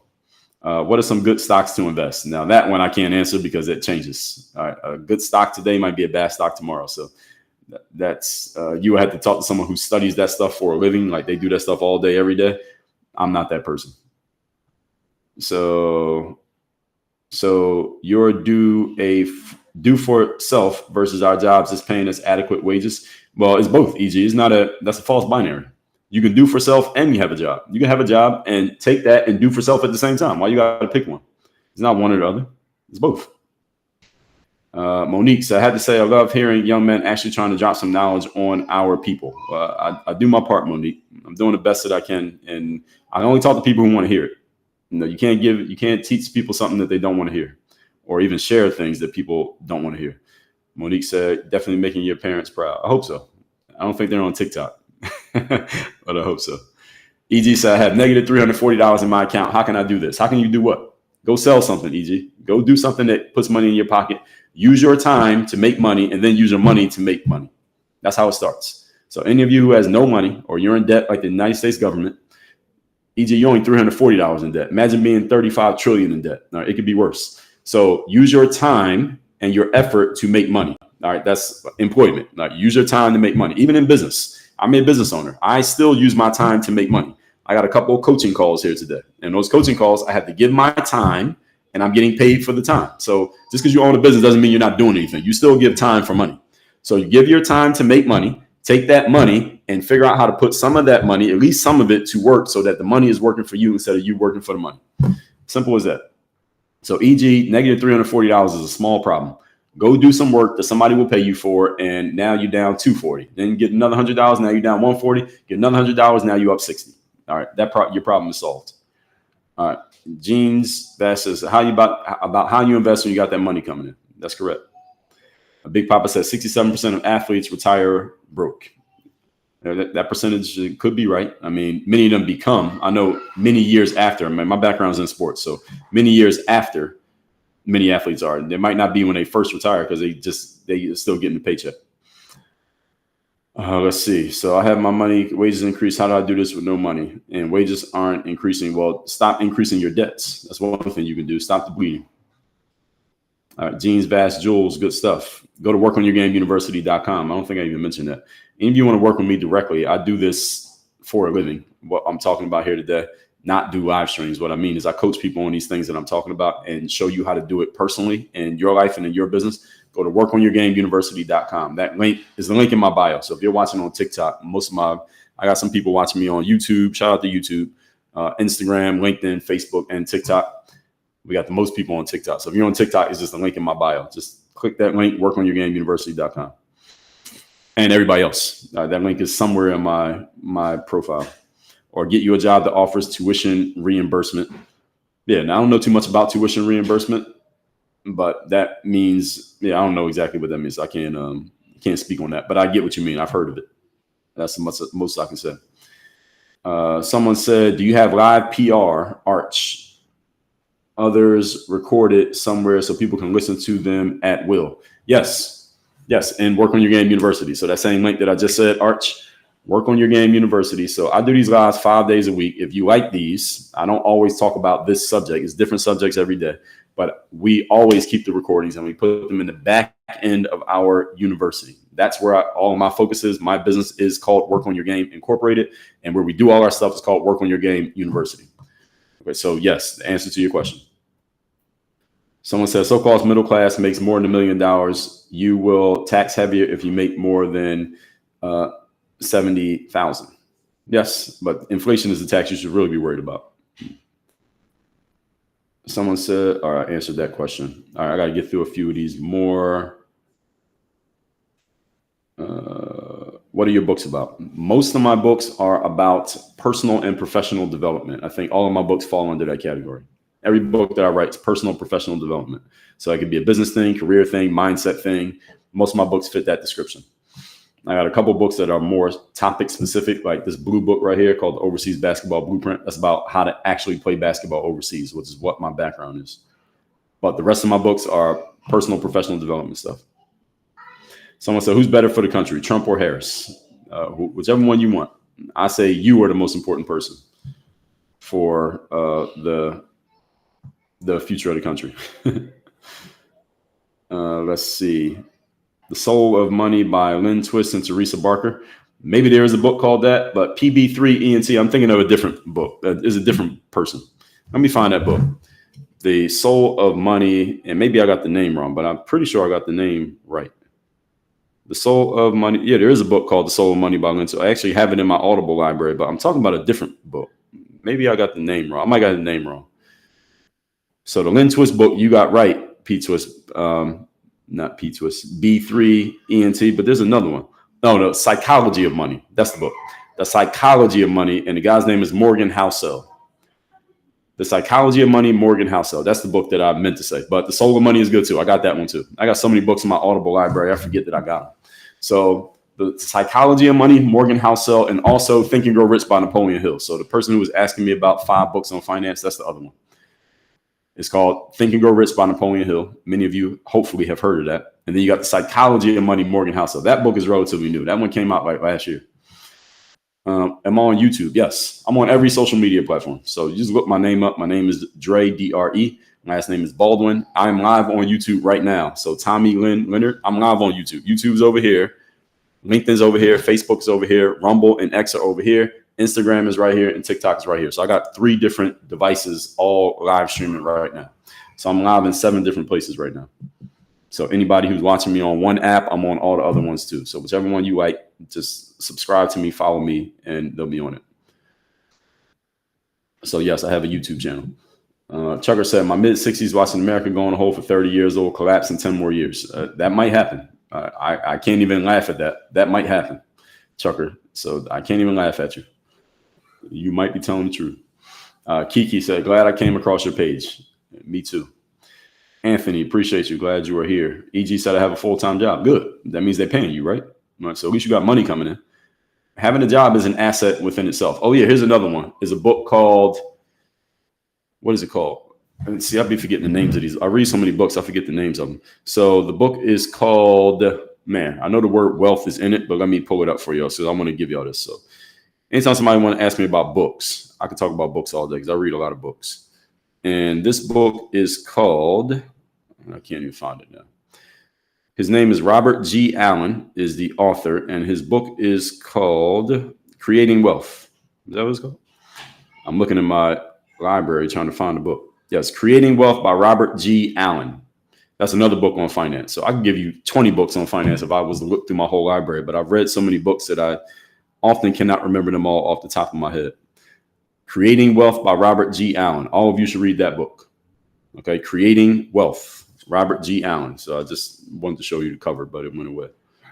All right, so that's another one that all of you should read. If you haven't read that book, read that book. Again, it's called Creating Wealth, Robert G. Allen. This book came out probably in the 80s, maybe the 90s. First press in 1983. But the classics, these are books that y'all should be reading. Y'all should be reading old books, like books that came out maybe before some of y'all were alive. Y'all should read these books because there's a lot of game in them. And the new books that come out, all they're doing is just repackaging the game that we already know. They're just saying it in a different way. So y'all should be reading old books. So don't look at a book and it's always old and don't read it. You should read it. So Robert G. Allen, Creating Wealth. That's another one that y'all should read. Michael said, I'm retired from the military and Budweiser. Thank God every day. Best investment of my life. Good stuff. Congratulations. All right. We're going to a couple more of these and then we'll wrap this up. Michelle Henderson, good morning to you. Marion says, just subscribed on YouTube. Good stuff. Thank you, everybody. Jumped on YouTube. Shout out to YouTube. We're trying to get our YouTube numbers up. YouTube, I think, has shadow banned me, or we just got to fix some things up. We got to if I can get every app going the way TikTok is going right now, then we'd be great. TikTok's doing the best out of every app that I'm on right now as far as engagement. So we're trying to get them all fixed. Let's see. Marion says, say it again, please. Say what again? What are you referring to? TikTok sent me a notification said, great job. You've been going live for 90 minutes. Don't forget to take a break. They're right. I do need to take a break. And I need to get off here in a minute. Kiki said, I'm a cancer survivor trying to get my debt together. Need help on where to begin working 2 jobs. Well, the first thing you want to do, Kiki, is find ways to bring in income. One of the biggest challenges with when people get into debt, they just start thinking about how do I kill the debt, when instead you want to think about how do I bring in money? Because bringing in money will kill the debt, but we want to focus on what we do want, not focus on getting rid of what we don't want. Everybody understand? Again, thank you, Crespo. So this is a matter of, again, it's a mindset thing. So mindset is the foundation of everything that I do, just in case all of you didn't know that. Instead of focusing on getting rid of the thing you hate, focus on getting the thing you want, because you'll get rid of the thing you hate at the same time. It's like when someone tells me, Dre, how can I avoid distraction? I'll say, let's stop trying to avoid distraction. Instead, find focus. See, when you find focus, distraction goes away.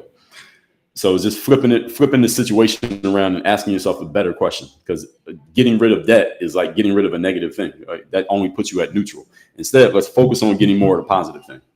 If you get what I'm saying here, Kiki. Again, it's a mentality thing. And I am a huge believer that mentality is the starting point of anything. That is a principle that we stand on over here. Michael said, be blessed, my brother, going in a positive direction. Appreciate you, sir. The last book was called The Psychology of Money by Morgan Housel. And then the other one was Creating Wealth by Robert G. Allen was the last book I said. Creating Wealth by Robert G. Allen. Popular Thunder said framing. Exactly. Yes, framing. That's the whole point. Framing. Big Papa said, what's my thoughts on financial planners? They can be good. You got to pick the right one. I have many of my coaching clients are financial planners. Even though I don't have a background in finance, a lot of finance people tend to be members of our program. And I think that is because I tend to break things down in a very logical and rational way. And finance people tend to be very logical and rational. So I think they just relate to me very well. So that's my thought on financial planners. I got many of them who are, again, clients of mine. So shout out to the financial planners or financial advisors is actually what they call themselves. They don't call themselves planners. They call themselves advisors. That's the language that they use. So LVSM over on YouTube said, average people are sold a lot of college is the only way. Yes. And again, I'm not knocking college. College is going to be a good thing. I went to college. If I could go to college again, I would go again. And I would pay less attention in class. I would mess with more girls. I would go to more parties and just play basketball. That's what I would do if I went to college again. So shout out to college. Our college was a great experience for me. I would do it again. But college is not the only way to be successful. Jalen said, I plan on starting my own thing, though, after I have built up a nest egg. You can start your own thing now, Jalen. Why you need to? I mean, it depends on what you're starting, Jalen. I will say that. Depends on what you're starting. Maybe you do need some cash for it, but you can start a lot of things without having cash. And often when people use the framing that you're saying here, I'll start my own thing after I do ABC. Often that, well, what you're saying is you're delaying the thing that you want to do, and often it ends up not happening. I'm not saying you personally, but that often happens with people when they put things off until later. Later usually means never, in my experience. I'm not saying you, but I have enough experience with enough people that this happens. MJMBK. So I remember you said on one of your podcast episodes, the days of being mediocre and leveling up in life are over and that the middle class is a myth. Yeah, I told you that in 2018. So here we are. All right, I told you. So you remember me saying that. This is not new. Now, I never laid it out in detail the way I did today, but I have been saying this stuff because other people have been saying it before me. So I didn't make this up. I would love to take credit for it, but I did not make this up. Yes, Robert Allen, Creating Wealth. Third day book behind me. This is all about how you show up and give your best effort when you least feel like it. In other words, this book is about professionalism. It's about discipline over motivation. That's what that book is about. You can get a copy of that book for free. Just go to thirddaybook.com. Just type out the words third day and the word book.com. There, you can tell us where to send it. We'll send you a free copy. Just cover the shipping. We're going to ask you to cover the shipping. So you live in America, the shipping is $9.95. Let's see. Fastest way to go from broke to $1 million right now, legally, sell something. Sell something. Find something you want to sell and sell it. And you can sell a high ticket thing. A lot of people sell things high ticket. High ticket meaning like, let's say $5,000 or more. You could also sell in volume, but that usually takes a lot more time. It depends on what you're selling and how you're selling it. Who was that asking that question? Popular Thunder. It depends on what you're selling and how you're selling it. There's no one way necessarily. The fastest way, actually, you know what? The fastest way is win the lottery, actually. So there's your answer. Win the lottery. But I don't think that's what you're asking. Where do I get my suits from? It depends. I got suits from different places. So I like European cuts because I'm tall and I'm 6'4" and I'm athletic build. So I don't like American cut suits because American cut suits tend to be wide. So when often you see people in suits, you see like these older people in suits. Men tend to grow like this. When we get older, we tend to go this way, wider and fatter and bigger stomachs. I'm not wide. I'm not fat. I'm not out of shape. I work out every single day. I'm still in pro athlete shape. So I like European cuts because they tend to be slim. And if you ever been to Europe, people are thin. In America is the only place you see all these obese people walking around. You don't see that in other countries. So anyway, to answer your question, I like European cuts like Boss, Italian. Boss is based in Germany. Italian cuts. So there are some companies here in the USA who do have their Boss is in the USA. But I prefer European cuts. So anywhere I can get a European cut suit, that's where I'll get a suit from. Never American cuts. American cuts do not fit well on me because they're too wide and they get baggy and the shoulders are too big and all that stuff. User said, I struggle to stay disciplined. Get that book, thirddaybook.com. Someone says, sorry, I just got here. Can you give me a quick summary?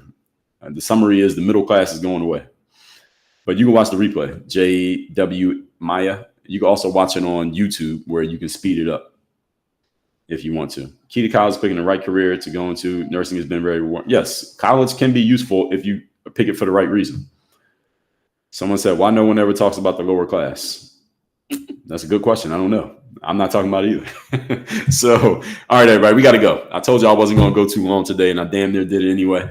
Sometimes when I get into these topics, I just like talking to y'all, but I appreciate the feedback. Those of y'all have been engaging over on YouTube, we didn't have any engagement on other ones. Instagram, appreciate those of y'all who are watching. Few people watching on Instagram. TikTok's been killing it. I don't know what it is about TikTok. They like when I do these live streams. But shout out to everybody on TikTok. If y'all not following me on TikTok, follow me on TikTok. That's the biggest. As far as our platforms, I'm on all the social medias. That one is growing the fastest out of all of them. I don't even know why. But shout out to TikTok and all the people over there on TikTok. WorkOnYourGameUniversity.com. Any of you who would like to work with me directly and have me as your direct coach, that's where we do our stuff. That's what I do. That's my actual business is Work on Your Game University. I do this to get the game out. This helps me the same way that's helping y'all because the more I talk about things, the better I explain them. And when I answer you all's questions, that gives me ideas for future material. This one today, the reason I'm talking about this is because yesterday people kept asking me, what do you mean that the middle class is going away? So I did this to explain to you why the middle class is going away. So sometimes the very comments that you all leave help me make future material. So me putting all this material out is not just me just sitting in the basement and the ideas just come out of nowhere. It's me engaging with people like you all. So I appreciate you all doing that. I've been doing this for 20 years online, believe it or not on TikTok, but I used to put out basketball stuff. Then we started talking about mindset. Then we started talking about business. And here we are here today. Appreciate you, Ron Music. Thanks for coming in. And I do these lives every Monday through Friday, 8 a.m. Eastern. Okay, so if you like this, today's Friday when I'm recording this. Monday we'll be back. Monday through Friday, 8 a.m. Eastern. I do these lives. The topic is not always the same. It's not always current events. It's not always politics. Sometimes it's mindset. Sometimes it's business. It can be different things. Okay, so don't come here thinking that I'm always going to talk about the same subject. I don't. But everything is going to be game. It's going to be stuff that you can use. And I'm always going to make it easy enough for you to understand and apply if you so choose. Okay, so someone said I came up on your For You page. Well, good. I'm glad TikTok is recommending me. So shout out to TikTok. Now, we post a lot of stuff on TikTok, and TikTok seems to like that. Other apps don't seem to like it as much. So anyway, that's where we at. How old am I? I'm 42 years of age. I was born in 1982, so that makes me 42. Played basketball professionally until 2015. At the age of 33, that's when I stopped playing. And I've been doing this full time ever since. So yeah, somebody said I came up on FYP. So shout out to TikTok, who's recommending me. All right, so shout out to everybody on TikTok who found me randomly. Now you know where I am. Now you know where to find me. And I think I told you everything I need to know. WorkOnYourGameUniversity.com. Everybody have a great weekend. I will see you all. Jerry McNamara, he's the same age as me, but I never played against him. Same age as me, but I know who he is. He played at Syracuse, right? But I don't know him, never met him. But we are about the same window. You're correct. So we'll see you all on Monday on live, or I'll see you on Work on Your Game University if you want to join. The link is down below or in my profile. Everybody have a great day. We out here. Thanks everybody on YouTube. Y'all the OGs. The YouTube is the OGs. That's where it started.